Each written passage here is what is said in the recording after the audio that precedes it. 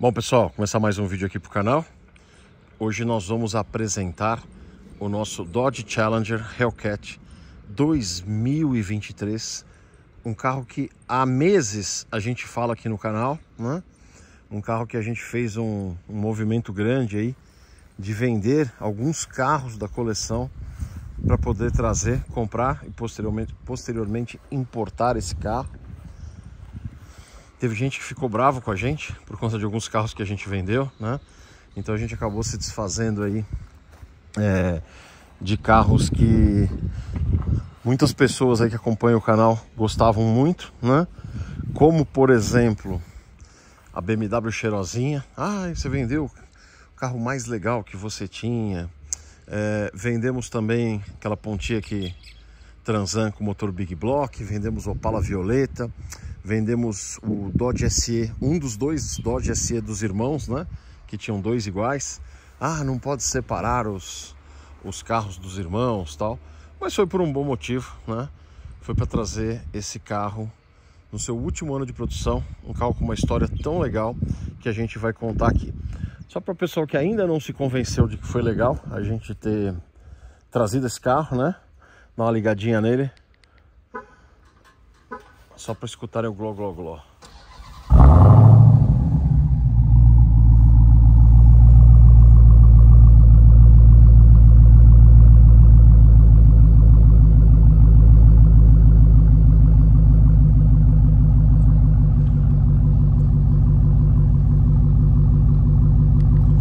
Bom, depois a gente liga mais. Esse vídeo aqui vai ser um vídeo como aqueles vídeos que a gente fazia antigamente. Só eu, o carro, contando histórias do carro, histórias do modelo, histórias dessa unidade, mostrando os detalhes, contando algumas particularidades, tanto do processo de compra como do processo de importação. E dessa vez, né, até para me organizar um pouquinho aqui, eu fiz até uma pequena pauta, né, do que nós vamos falar no vídeo. Eu já vou dividir com os senhores aqui. Vamos falar 16 anos do modelo Challenger, né? Tudo sobre o 2023, o Last Call, as opções, as edições que saíram, né? Como é que foi o mercado desses carros em 23 e 24. Falar um pouquinho do meu 2010, processo de importação do carro, dar detalhes desse carro, né? E as primeiras impressões nessas primeiras 250 milhas que eu andei com ele, nesses primeiros 400 quilômetros, né? Então vamos começar falando de uma coisa muito atípica, né? Nesse Challenger, que é a questão desta carroceria ter durado 16 anos modelos, né? Uma coisa absolutamente atípica quando a gente fala de uma indústria que normalmente trabalha em ciclos de 7 anos, né? Então esse carro, terceira geração do Challenger, falar um pouquinho das duas primeiras, né? Vou ser obrigado a falar da segunda, que eu preferia não fazê-lo. Esse carro foi lançado em 2008, e aí a gente teve 2008, 9, 10, 11, 12, 13, 14, 15, 16, 17, 18, 19, 20, 21, 22, 23, né? São 16 anos modelo, a mesma carroceria com pouquíssimas alterações. Teve um facelift aqui mais ou menos na metade do caminho para essa traseira. Aquela primeira original lembrava bastante o 1970, né? E aí você tem essa traseira que lembra um pouquinho mais a do 71, né? Com essas duas lanternas separadas atrás e tal. Mas foi mais para mudar alguma coisa mesmo, porque basicamente o carro, quando se fala de carroceria, é exatamente a mesma coisa, né? O Challenger foi lançado em 1970, primeira geração.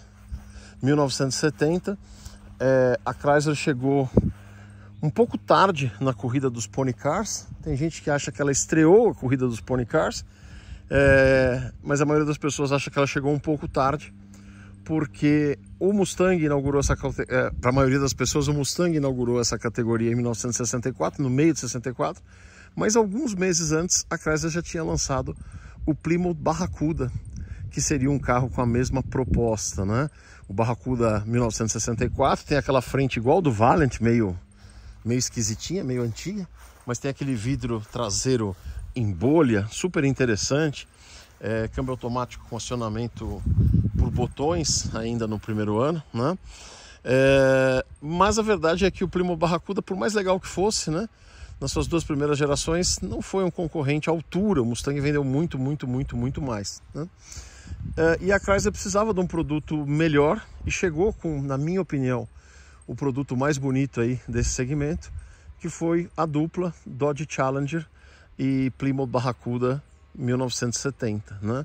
Então o Plymouth Barracuda já existia na carroceria A, no corpo A. A Chrysler lançou o corpo E, que grosso modo era um carro com o entre-eixos da versão mais curta da carroceria A, com a largura, né, do corpo B.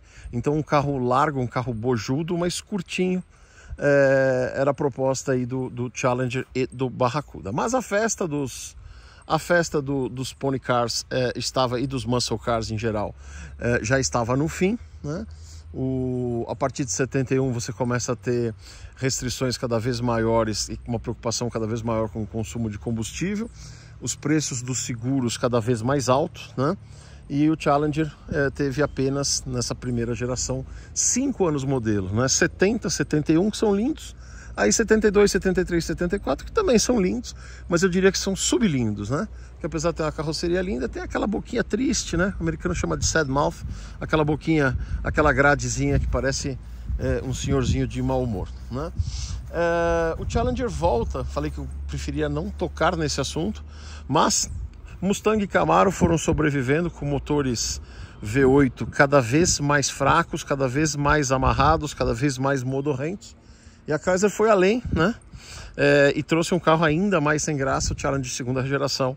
Na verdade, era um Mitsubishi, o carro era produzido no Japão. Pouca gente até considera essa segunda geração do Challenger, 78, 79, nem sei se saiu 80, 78, 79 com certeza. Aí a Chrysler foi, né? O Mustang nunca parou, acho que isso é o grande mérito da Ford. O Mustang desde 64 até hoje, 24, né? São 60 anos ininterruptos, com modelos realmente muito legais, muito interessantes, e outros não tão felizes, né? Como por exemplo o Mustang 2 1974. Mas tem o mérito de não ter parado nunca, né? O Firebird morreu, o Pontiac Firebird morreu na sua quarta geração, e o Camaro teve um grande ato, né?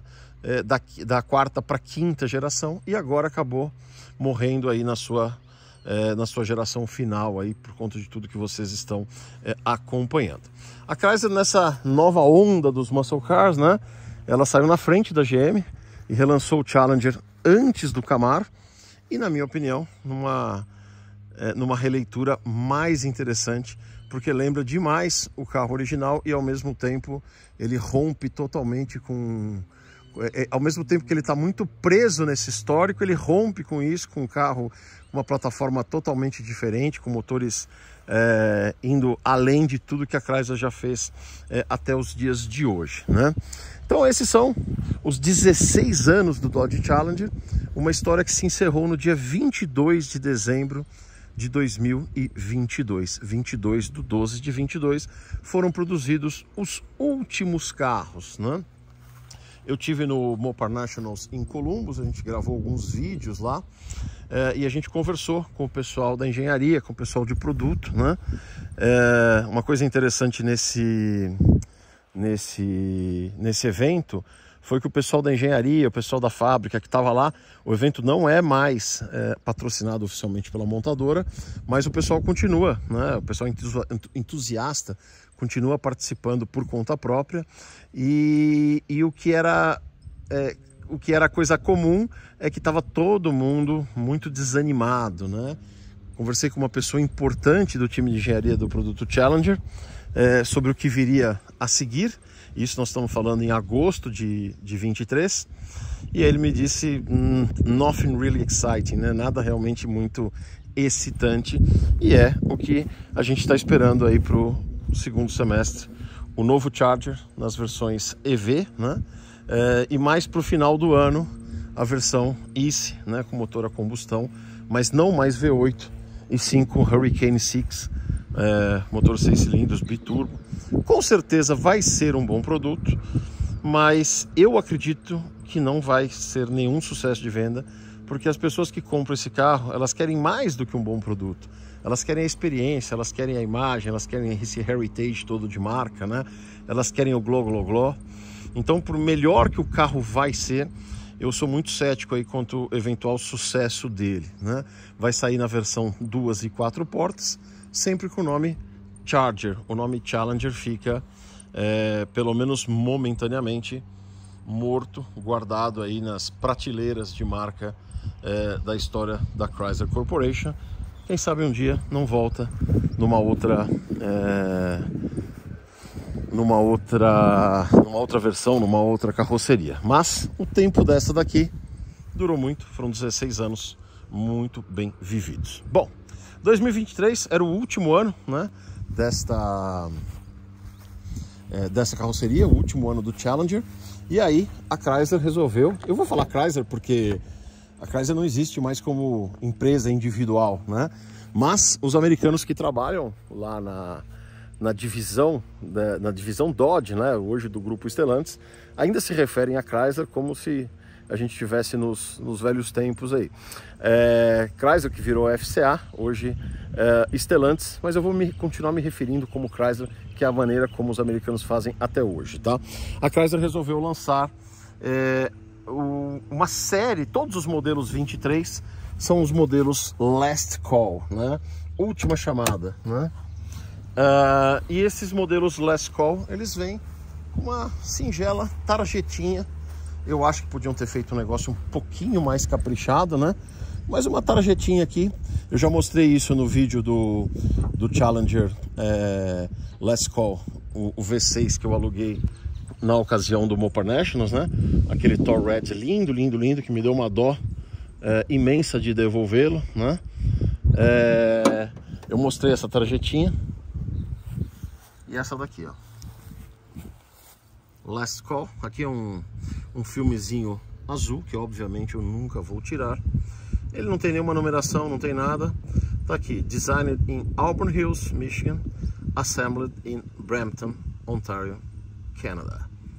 Então, legal, foi legal ter essa identificação em todos os modelos aí todos os carros modelo 23, né?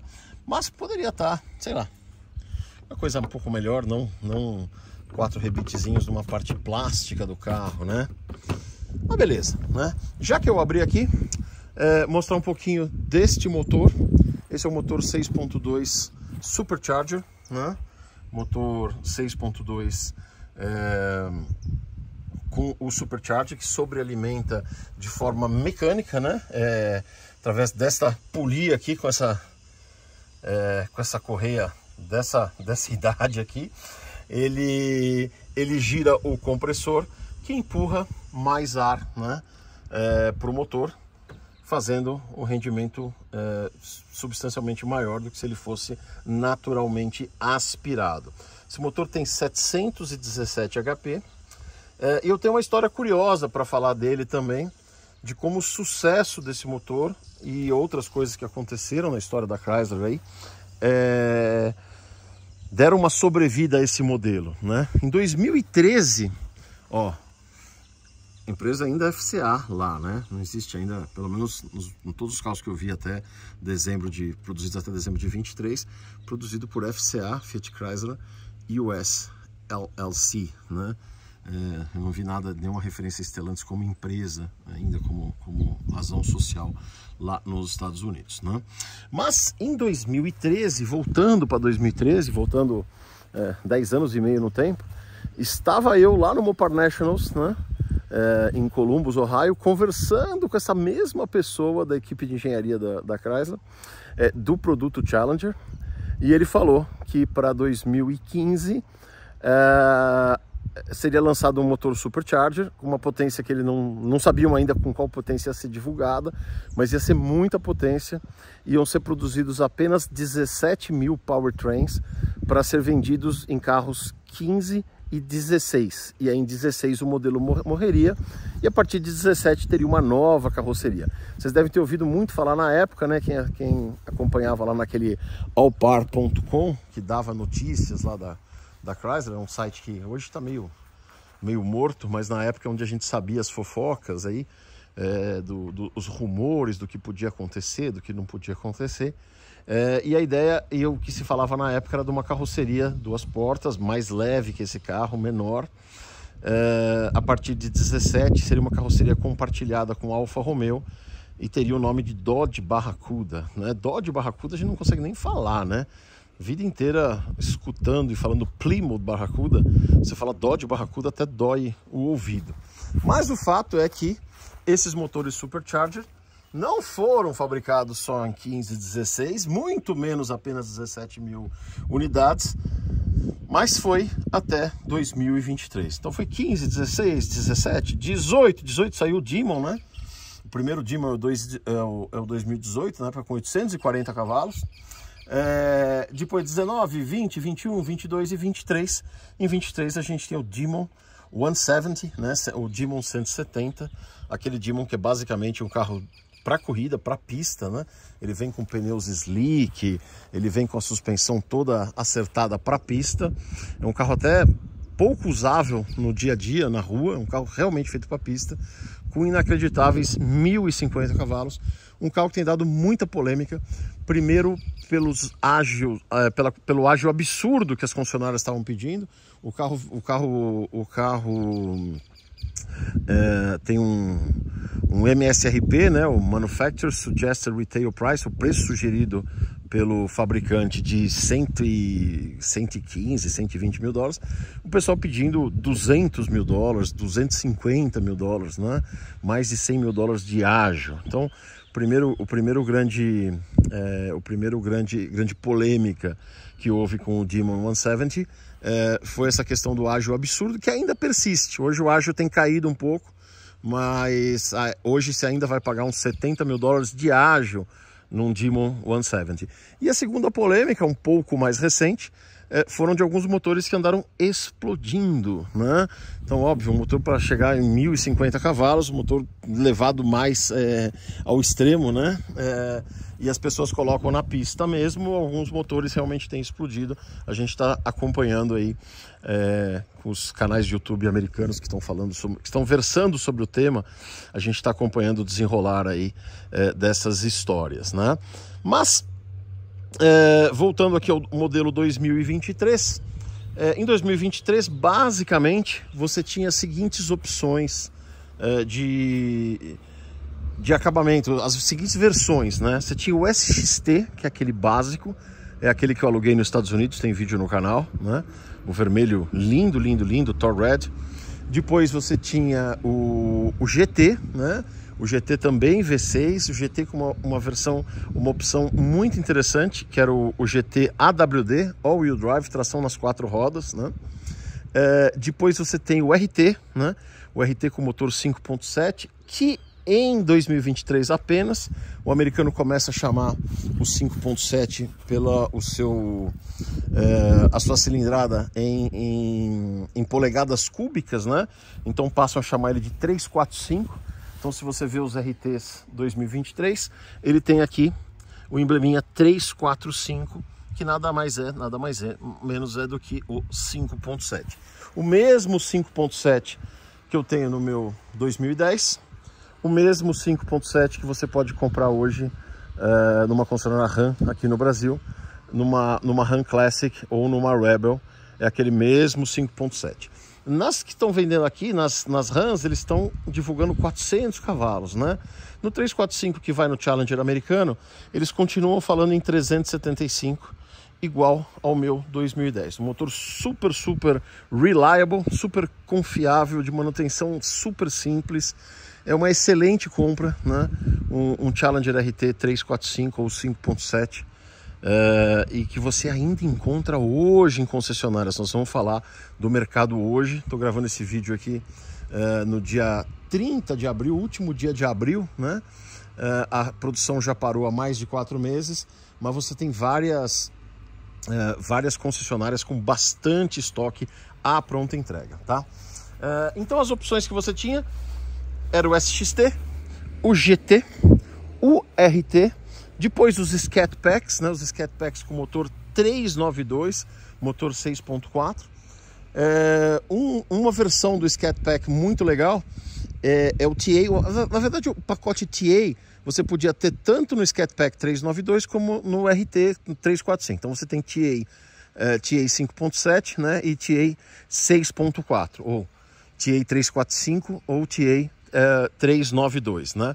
O TA, ele tem as faixas igual ao TA original de 1970, um pacote super legal, super bacana. Aí a gente chega no Hellcat. Então esse aqui é um Hellcat, né? Versão Jailbreak. É um carro para você fugir da cadeia? Não exatamente. Eu vou explicar do que se trata esse nome Jailbreak, tá? Aí você tem o Jailbreak. Você teve pouquíssima produção do Hellcat Red Eye, né? O olhinho do gato das trevas aqui vem pintado de vermelho. E ao invés de 717 HP, você tem 797 HP. Você tem 80 pocotós a mais no Red Eye, né? E depois do Red Eye, você tem o Demon 170, que a gente já falou. O Demon 170, a Chrysler divulga um 0 a 60 milhas de 1,66 segundos. Um negócio realmente absurdo, né? Um negócio realmente inimaginável. Bom, esse carro aqui então, ele é um Hellcat Jailbreak, né? Na cor F8 Green. F8 Green basicamente é a mesma cor do nosso Roadrunner 70, que tem vídeo no canal, que a gente comprou já há 12, 13 anos, né? O F8 era o código do verde. Na linha Plymouth em 1970 ele chamava Ive Green, mas o código era F8, né? Se você pegasse a divisão Plymouth, divisão Chrysler e divisão Dodge, as mesmas cores tinham nomes diferentes. Nem todas as cores estavam disponíveis para as três divisões, mas os códigos sempre eram os mesmos, né? Então, por exemplo, você pega o roxo da linha 1970. Na linha Dodge, ele chama Plum Crazy. Na linha Plymouth, ele chama Inviolate. E o código deles é FC7, né? Então, se a Chrysler lançasse alguma coisa agora, seria tipo C7 Purple, C7 Cyan, alguma coisa assim. Outro caso de cor da linha atual, né, desses últimos anos, que remete ao código de cor lá de trás, é o B5 Blue, o azul B5, né? Aquele azul metálico, lindo, lindo, lindo. Então esse daqui é o Hellcat Jailbreak F8 Green. E aí, nos opcionais dele, e aí vou falar um pouco do Jailbreak, né? Óbvio, a Chrysler sempre teve esse negócio meio de ser o carro, desde o filme do Bullet, é o carro do bandido, não era do mocinho, essa coisa meio transgressora. E sim, fizeram um trocadilho com Jailbreak, literalmente seria a fuga da cadeia, né? Mas na verdade o Jailbreak é a quebra dessa amarração, dessa prisão dos opcionais. Então, quando saiu essa linha Jailbreak, qual que era a ideia? Você está livre de todas as amarras na hora de escolher o seu carro. Você pode escolher o seu carro com a roda que você quer, com a cor que você quer, o carro como você quer, com faixa, sem faixa, com o interior do jeito que você quer. Então você pode ter um carro que tenha a sua cara, né? E você podia ir numa concessionária e configurar o carro exatamente como você queria, sem ficar preso a amarras aí de pacotes de opcionais, né? O que acontece é que os carros acabam ficando muito diferentes uns dos outros. É difícil, talvez nas cores mais comuns não tanto, mas é difícil você encontrar dois carros absolutamente iguais. E eu vou dar o exemplo da compra desse carro. Esse carro a gente demorou para achar nessa configuração, que era o F8 Green, com interior sépia, né? Que é esse interior marrom, né? Interior sépia.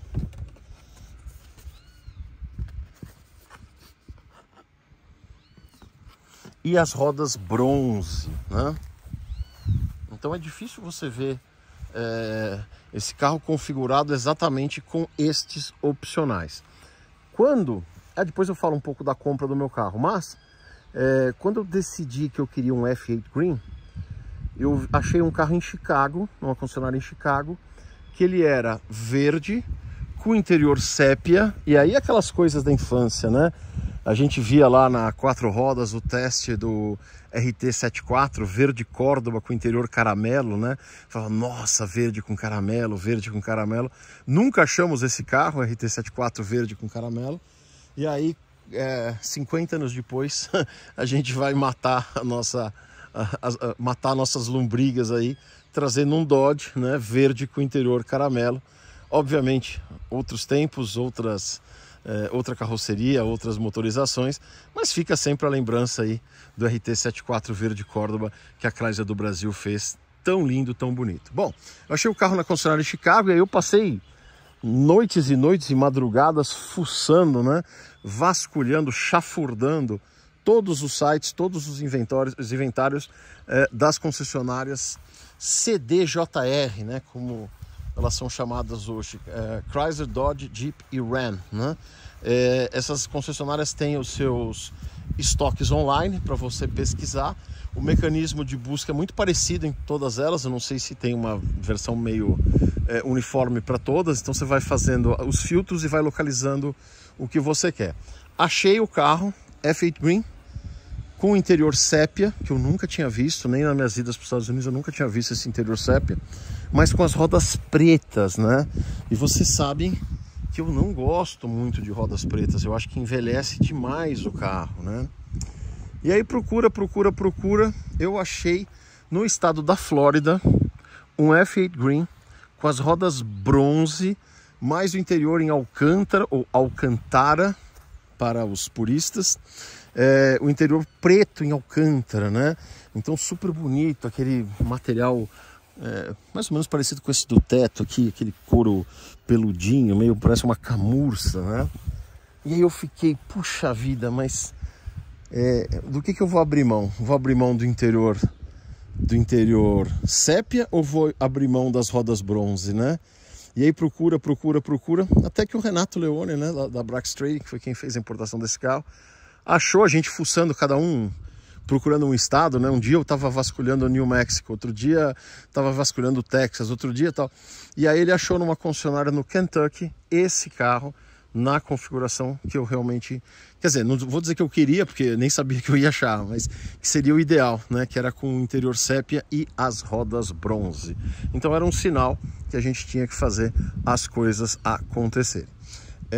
A gente já tinha vendido alguns desses carros que eu falei, conseguimos vender outros, né? Compramos o carro lá e o processo é mais ou menos o seguinte: você encontra o carro na concessionária e passa esse carro para trading, lá que a empresa de importação e exportação lá nos Estados Unidos. Você vai fazer um wire transfer, né?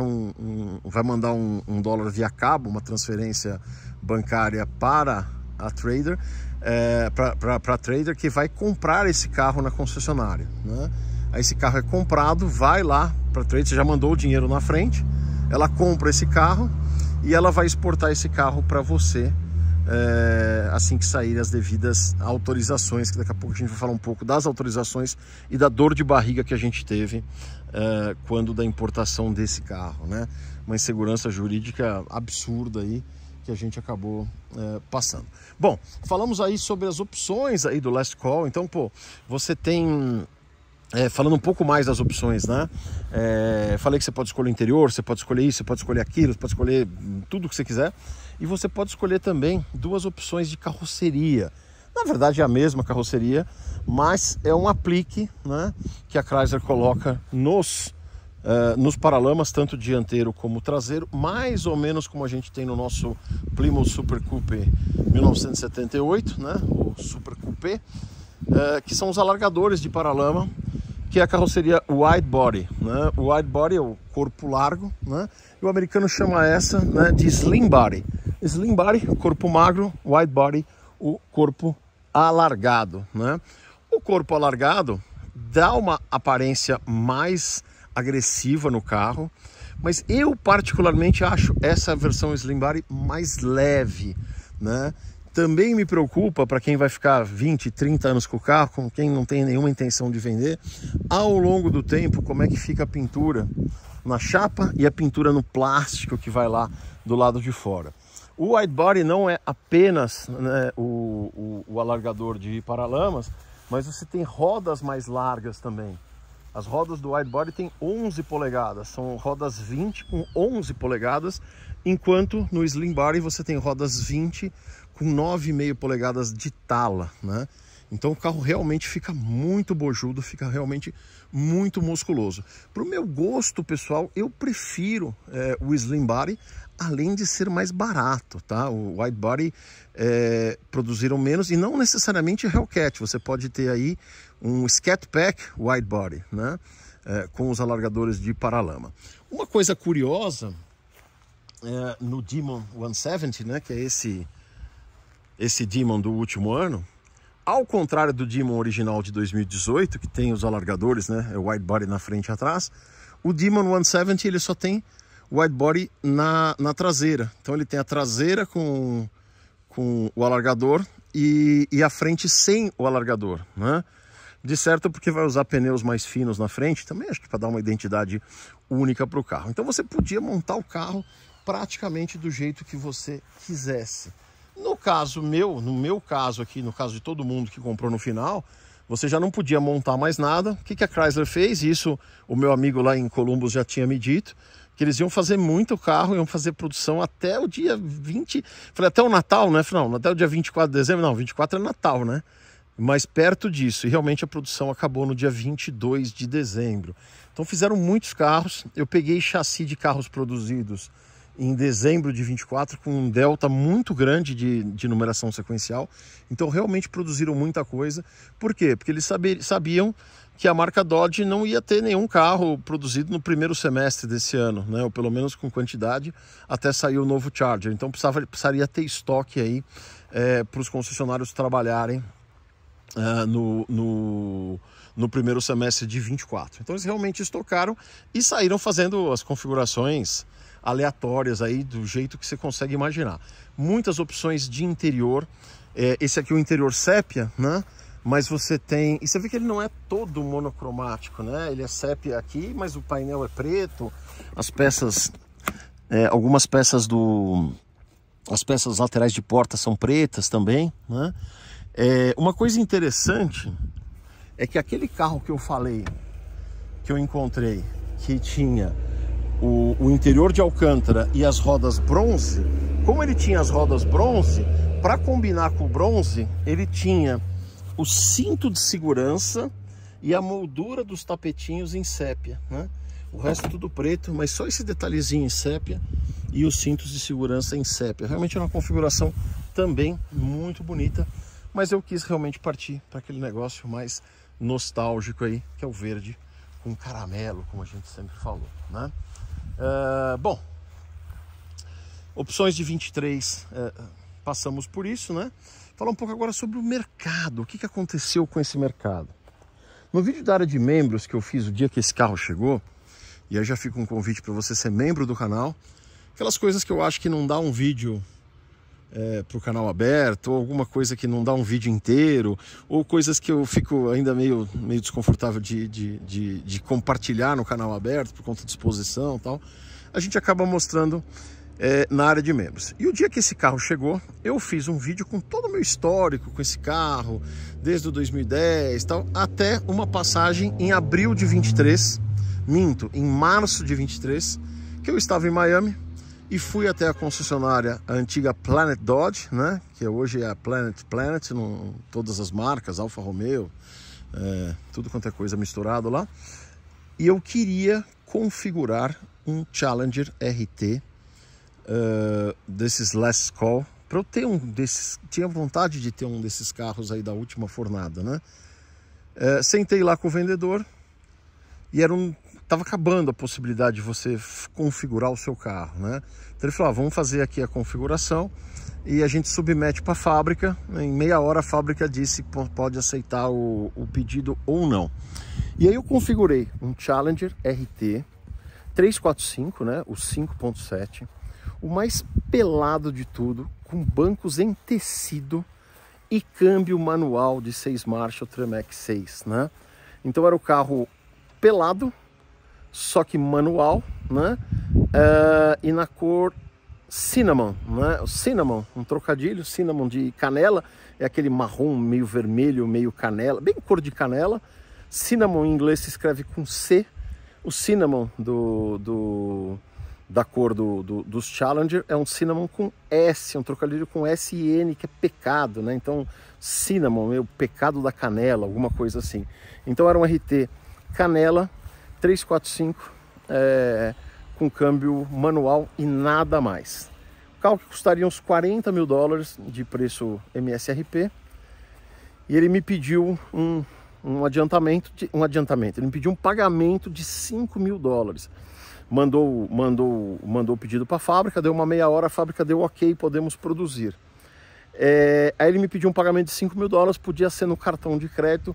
Eu já estava sacando o meu cartão de crédito quando eu olhei, né, o papel e vi que ele não estava descontando aqueles 5 mil dólares. Ele estava pedindo esses 5 mil dólares para fazer o pedido. Então era 5 mil dólares de ágio num carro super básico, num carro de 40 mil, né? Era mais 10% de ágio. E aí não foi pão durice minha, mas na cascata de impostos que a gente sofre quando o carro vem para cá, 5 mil dólares faz uma diferença enorme, né? E eu não queria pagar mais do que o preço de tabela, né? E aí eu falei que eu ia pensar e não pensei mais, desisti de comprar o carro. Durante todo o ano de 23, ou pelo menos durante os 9 primeiros meses de 23, todas as concessionárias estavam cobrando muito ágio. Essa história do last call, as redes sociais oficiais da marca Dodge falando de last call, vai acabar. No site você tinha o HP Locator, né, o localizador de cavalarias, onde você entrava pelo seu zip code, lá pelo seu código postal, e descobria os carros que estavam em estoque perto de você. Trabalharam muito esse negócio da escassez, mas o que aconteceu? A Stellantis, de forma geral, aumentou substancialmente o preço dos carros nos últimos anos, né? Então os carros ficaram mais caros. As taxas de juros nos Estados Unidos, por conta da taxa básica, as taxas para financiamento estão altas. Você sabe que o americano não compra carro, o americano financia.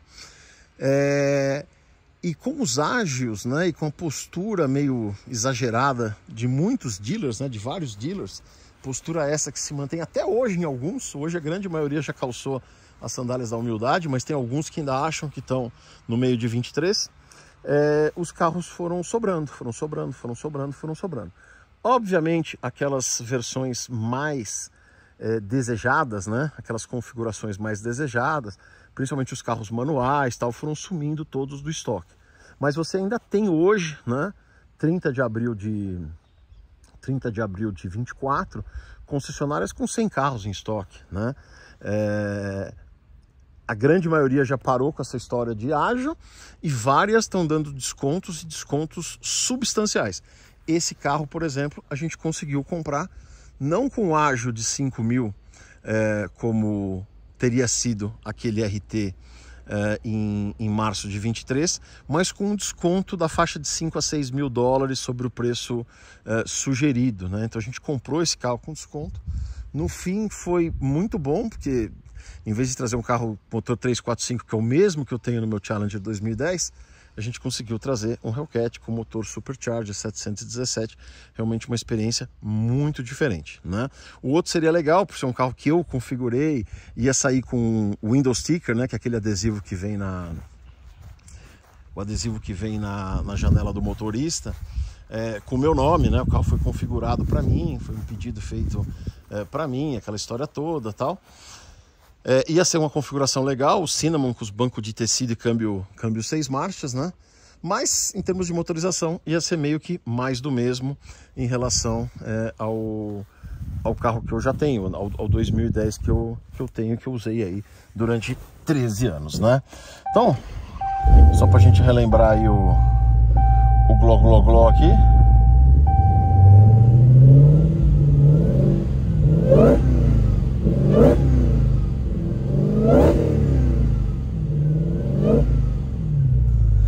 uma coisa interessante que eu não falei é o seguinte. Vocês viram aqui no painel, né? Ó, o carro está com 271 milhas rodadas e apareceu Red Key in Use, né? Porque eu estou usando a chave vermelha. O carro vem com duas chaves, a chave preta que libera 500 HP e a vermelha que libera todos os 717 HP. Dizem que a chave preta é quando você vai emprestar o carro para o seu cunhado, aí você empresta com a chave preta que libera só 500 HP. Não pro meu cunhado, que é super gente boa, pro meus dois cunhados são muito gente boa, mas para cunhados em geral, diz que vem a chave preta aí. Na verdade o carro vem com 3 chaves, né? Porque a chave reserva dele é outra chave vermelha e é essa que a gente está aqui hoje. Engraçado que esses carros com motor Supercharger, eles têm 2 barulhos de motor, né? Tem o gló no escapamento, que a gente já está acostumado, né? Mas tem o do compressor lá na frente. Quando você está na estrada, andando um pouco mais forte, né? Você escuta tanto o ronco lá de trás, como aqui do compressor. Então realmente é uma experiência muito diferente, tá? Se você entrar hoje, né, numa concessionária, você vai encontrar ainda carros à disposição e eu acredito que até o segundo semestre de 2024 a gente vai continuar vendo esses carros, né? E eu acho que ainda tem oportunidade de comprar carros com bom desconto, se você não fizer muita questão de ter uma configuração muito específica, né? O meu 2010, eu comprei ele em novembro de 2010. Esse carro aqui foi comprado nos últimos dias também de novembro, mas de 2023, né? Então foram 13 anos depois. O meu carro, eu usei 38 mil milhas, foi um pouco mais de 50 mil quilômetros, né? Manutenção do carro foi praticamente zero. Recentemente, ele tinha um problema que já estava um tempinho me incomodando, quando estava andando um pouquinho mais forte e freava, ele dava aquela vibrada no volante, né? Aquela vibrada no volante que você vê que os discos provavelmente já... eu já imaginava que teria que trocar os discos, né? Aí eu levei na oficina que faz a manutenção dele. O cara falou, olha, eu vou dar uma olhada se tem material ainda, se der para dar um passe, a gente dá um passe, senão a gente... Eu já estava preparado para trazer um par de discos novos. O carro com essa idade, com essa quilometragem toda, às vezes a gente anda um pouquinho mais rápido, freia um pouco mais e tal. E aí me ligaram de volta e falaram, não, tem bastante material, vamos dar um passe no disco. Deu um passe no disco, o carro está perfeito de novo. Então realmente um carro muito bem construído, um carro que não deu nada de dor de cabeça e que eu aproveitei bastante ele, né? Algumas lições que ficaram sobre daquele carro. Aquele carro não tem nenhum retoque, é o RT Classic, né? O Classic, que tem as faixas, aquele preto com as faixas brancas, né? Tem vários vídeos no canal que a gente fez desse carro. Deixa eu pegar um aqui só para vocês que eventualmente chegaram mais recentemente ao canal. Ó, aqui tem um vídeo de 8 anos atrás, né? Eu apresentando o carro. Eu separei aqui também um vídeo, acho que esse é o mais recente, testando produtos de limpeza. Alguns plásticos dele estavam meio acinzentados. A gente usou um produto da Megaires que resolveu em uma aplicação e hoje, 3 anos depois, tá perfeito, né?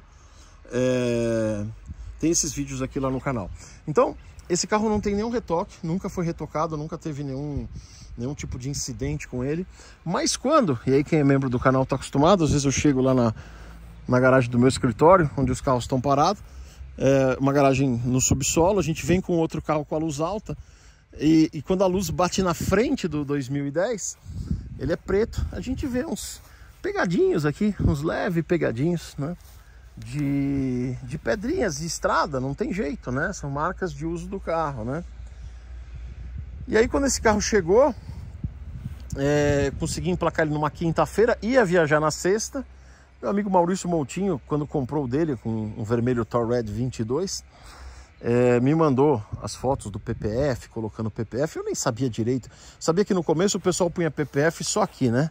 Parava aqui na frente, assim, era só o bico que fazia o PPF. Era mais ou menos uma versão atualizada daquelas frentes de couro que os caras colocavam nos Estados Unidos nos anos 80 e 90, né? Nosso Dodge Avenger 95 tem uma daquelas capas de couro lá que tampa toda a frente justamente para proteger de pedras, né? Depois eu sabia que o PPF, o pessoal começou a colocar no carro inteiro, tá? Mas nunca me liguei nesse negócio. Quando eu ia pegar a estrada com o carro, eu falei, ah não, deixa eu conversar com o cara do PPF. Aí fui lá, né, no lugar que aplica PPF, que aplicou no carro do Maurício Moutinho, e a gente vê, né, que esse negócio de automóvel, a coisa mais importante é o boca a boca, né?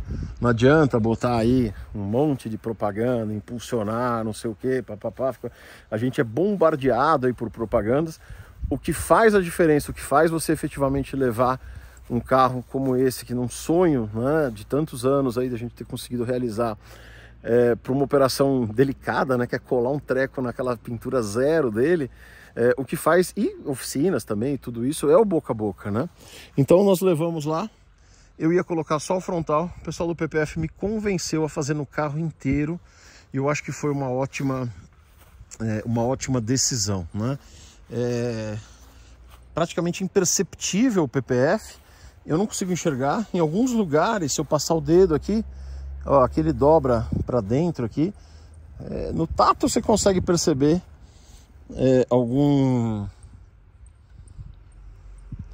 no tato aqui você consegue perceber aonde termina o PPF, mas realmente foi muito bom, né? Esses produtos, eles evoluíram, né? Evoluíram bem. A empresa lá que fez a aplicação, ela tem um corte a laser que já tem o projeto do carro, né? Então ele pegou lá, né, Challenger Hellcat 2023, já corta. Então ele já modela, aqui vai dar para ver, ó, ele já modela o entorno aqui do gatinho para não precisar mexer em emblema, né? Eu falei para ela, não quero mexer em nada, né? Prefiro que não fique protegido em algum lugar do que ter que mexer em alguma coisa. Não, a máquina já deixa cortado, né? Então ficou super bem feito, super aplicado, fiquei super contente. Quando eu cheguei de viagem aqui, que eu rodei uns 300 quilômetros mais ou menos, 300 e poucos quilômetros, eu passei um paninho aqui, e aquele monte de bichinho, tinha um genocídio de bichinhos aqui, um monte de bichinho morto. Eu passei aqui, ó, agora já tem mais alguns. Aí com o PPF ele sai facinho, né? Tá novo e tal. E o bom saber é que se um dia o PPF estragar de tanto bichinho que pegou, de tanto pedrisco que pegou, você pode ir lá e substituir depois de 1 ano, 2 anos, tal. Com 10 anos de garantia. Não estou fazendo propaganda de PPF, mas foi uma coisa que eu fiquei muito em dúvida e achei que foi muito legal, que foi muito positivo aí, tá? Uma coisa legal desses carros, né, desde os primeiros Hellcat, é esse farol aqui, ó. O farol é vazado, né? E ele ajuda a entrar ar para o arrefecimento do motor. Outra coisa legal também são que as entradas de ar, elas são funcionais, né? O ar vem por aqui, ó, e entra aqui já no filtro, né?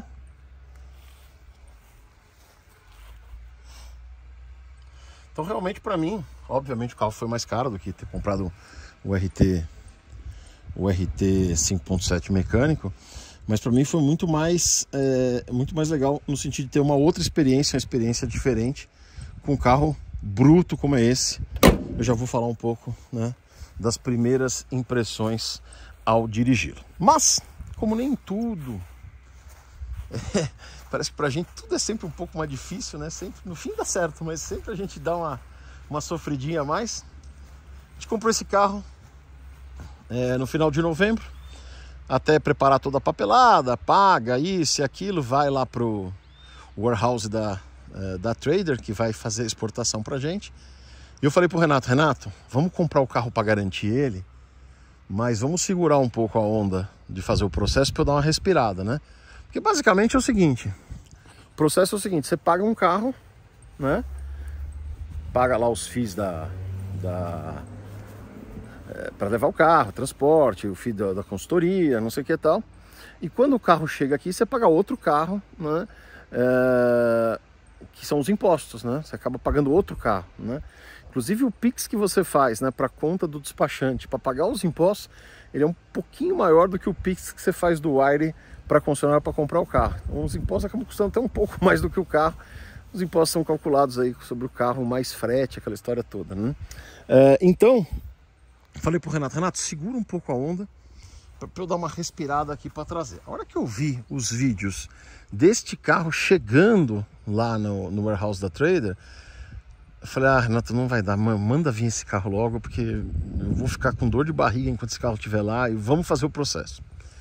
E o Renato e a Dora deram entrada na documentação, né? E é bastante coisa que tem que fazer, é um processo bastante burocrático, mas aí que o teu consultor que vai fazer o processo para você faz isso para você.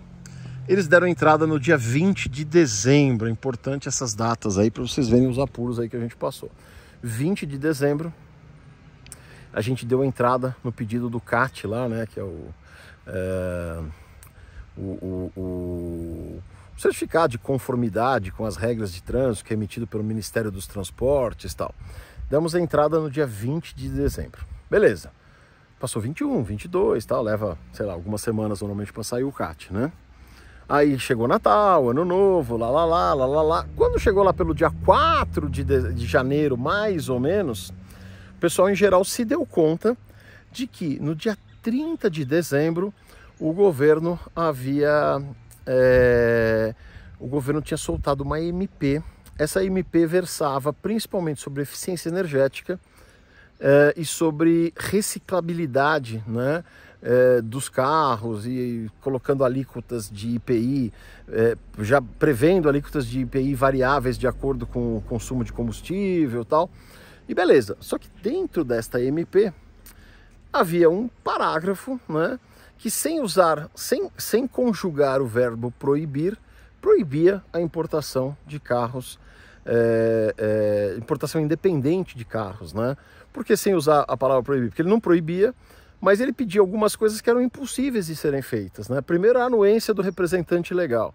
E o representante legal desse carro, ele não vai querer o liability ter que... Isso pode dar uma responsabilidade para ele de ter autorizado a importação de um carro que ele não fez nenhum processo para saber o que dá, o que não dá. Ele vai tomar um risco absolutamente de graça, né? Ou, em alguns casos, tem interesses desalinhados, porque o cara quer vender o carro. No caso deste carro, tá? Que a Stellantis aqui no Brasil não traz esse carro, não fez nenhum estudo do carro para trás, não sei o que tal. O cara não vai tomar o risco de autorizar a importação à toa, né? Então, não faz sentido. Estou falando desse, não podia fazer de qualquer outro, né? A GM não ia ter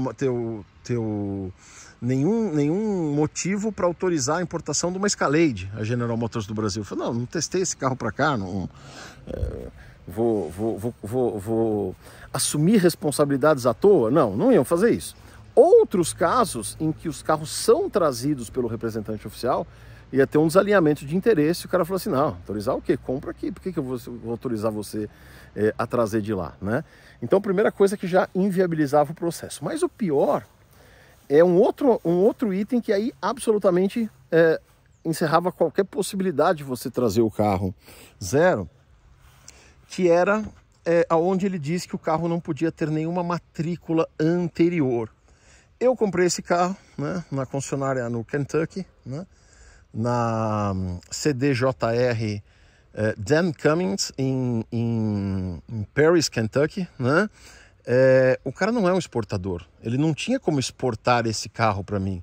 Esse processo de exportação tem que ser feito por uma trader, né? Por uma empresa de importação e exportação. Então o que acontece? Eu mandei o dinheiro para a trader foi lá, comprou o carro que eu escolhi, o carro foi em nome dela, ela vendeu o carro para mim. Então durante alguns dias esse carro fica em nome da trader. Ele sai com uma plaquinha provisória, uma plaquinha de papel, que é para você poder fazer o seguro, né, do transporte. Você tem que ter essa papelada para fazer o seguro do transporte do Kentucky até a Flórida, onde ele vai entrar num container e vir para cá. E no que dizia a MP, isso não poderia acontecer. Então o que acontece? Lá pelo dia 4 de janeiro eu falei assim, dancei, né? Dancei, comprei o carro, demos a entrada no dia 20, bloquearam, porque a MP passaria a valer em alguns itens em março, abril, mas para todos os outros imediatamente. Então para esse parágrafo estava valendo já a partir do dia 30 de dezembro. E a gente foi numa insegurança desgraçada. E agora, o que fazer? Vamos esperar, né? Pior das hipóteses, ter que vender o carro nos Estados Unidos, um trabalho para achar esse carro nessa configuração e tal. Até que no dia 15, mais ou menos, 15 ou 20 de janeiro, pum, saiu o CAT, né? Saiu a autorização do Ministério dos Transportes. Mas mesmo assim a gente falou assim, bom, saiu a autorização. E se quando chegar aqui no porto falar, não, mas agora tem MP, não pode mais, o CAT, tem o CAT, mas não pode entrar por conta da MP, né? Falei pro Renato, vamos trazer, vamos ver o que acontece, né? E aí o carro chegou, a gente não teve problema nenhum, recolhemos os impostos e tal. Passou algumas semanas, a gente conseguiu emplacar o carro. A MP caiu, porque a MP vale por 90 dias, né? 30 de dezembro, 30 de janeiro, 29 de fevereiro, 30 de março, 31 de março, dá os 90 dias aí da MP. A MP caiu, não foi votada, não foi nada, não foi reeditada. No fim não aconteceu nada. Mas trouxe uma insegurança absurda, né? Tanto para o meu processo, como de outras pessoas que queriam trazer, aproveitar os descontos lá. E a gente não sabe hoje também como é que vai ser, se amanhã, já que o assunto veio à tona, se amanhã não sai uma outra, não sai uma outra MP, não sai uma outra legislação que trava esse tipo de coisa, né? Então, além da gente pagar outro carro em termos de imposto, dá essa dor de barriga toda aí no processo de importação, né? Isso a gente está falando que é um hobby, uma coisa que a gente gosta, e que a gente ia ficar frustrado, mas só isso. Agora, quem monta um negócio, né, em cima disso, às vezes fez um investimento e vai ficar sem o negócio, né, se as coisas mudam assim de uma hora para outra, né.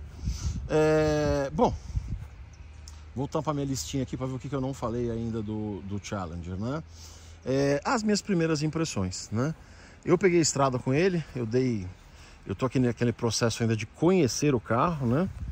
E o carro realmente ele é muito bruto, né?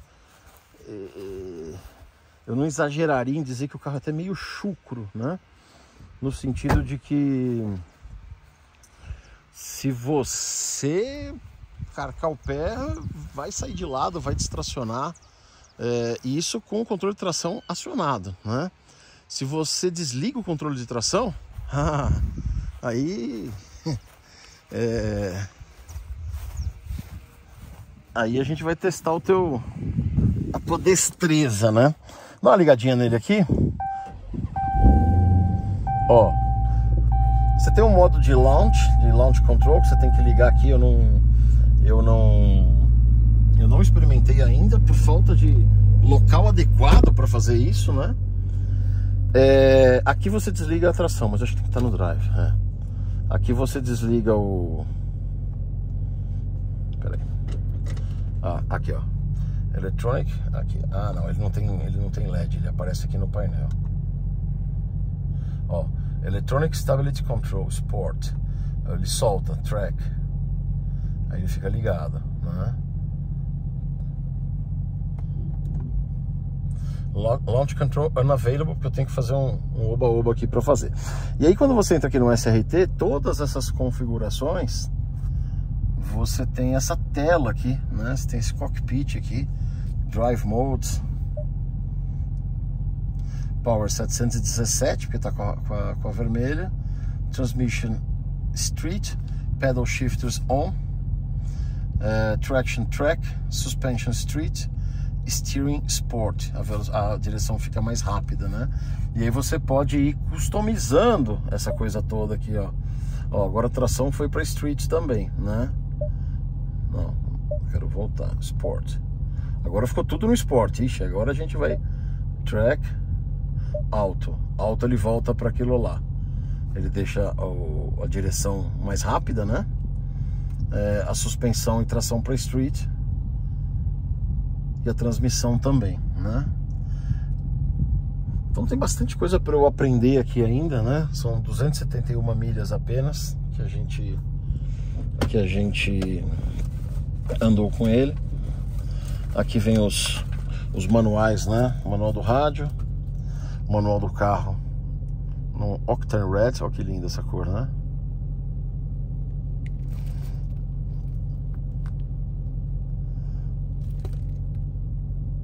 Manual lacradinho.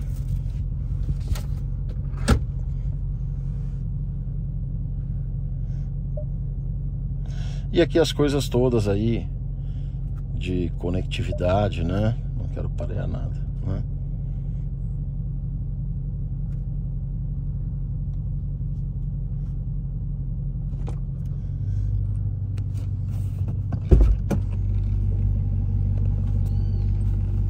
Algumas coisas são exatamente iguais ao 2010, né? Por exemplo, o freio, o estacionamento, né? Exatamente o mesmo acionamento. Esse controle do farol também, exatamente igual. O volante tem uma pegada mais legal, né? Aquele volante do 2010, chapadão, aquilo lá já ficou meio anacrônico, né? A gente pega aquilo lá, você sente que você não tá num carro atual. Ah, e o próprio painel, né? O painel do 2010 ele é reto, aquele é mais curvilíneo, aquele faz uma onda aqui, né?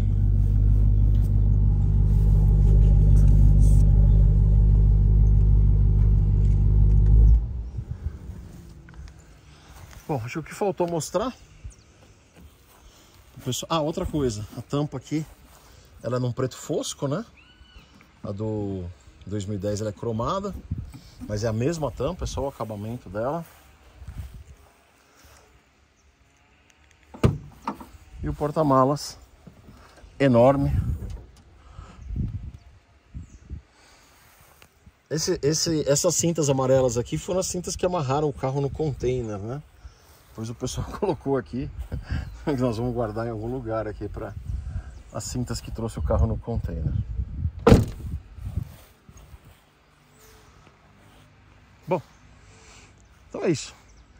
Primeiro vídeo aí do Challenger 2023. Espero fazer outros vídeos. Quero fazer uma comparação do 23 com o 10, colocar um do lado do outro. Difícil aonde fazer isso, né? São Paulo tem um pouco de dificuldade de locação para vir com um carro, voltar com outro. Vamos ver se a gente consegue viabilizar fazer um vídeo com os dois, um do lado do outro, depois fazer um vídeo com ele na estrada, né? Um vídeo dinâmico aqui, mostrando um pouco a reação dele, como é que é a pegada, né? E a gente vai atualizando. A ideia é ficar com esse carro o maior tempo que a gente puder, né? Fazer um agradecimento a todo mundo aí que de alguma forma colaborou para que a gente pudesse trazer esse carro para cá, né? Agradecer de coração, agradecer todos os membros do canal também. Sempre apoiaram muito a gente aí, as coisas que a gente divide, aquelas angústias e incertezas aí de gerir uma coleção grande, né? Às vezes não dá pra gente dispor de muitos recursos para um único carro, né? E essa conversa com o pessoal, né? Seja na interação nos vídeos, seja nos eventos Badola Experience, tal, sempre muito legal, muito bacana. Então vou deixar aqui, ó, o vídeo um dos vídeos do 2010, né? Pelo menos enquanto a gente não colocar um do lado do outro, dá para vocês compararem em vídeo. Pedir para que vocês se inscrevam no canal. Quem puder, seja membro no canal. Aqui na descrição do vídeo tem o link para você ser membro do canal e ter acesso a um monte de vídeos exclusivos, inclusive de alguns vídeos que eu fiz, alguns pedacinhos na estrada já experimentando ele, coisa pouquinho. Um vídeo grande eu vou fazer depois aqui pro canal aberto, beleza? Tchau!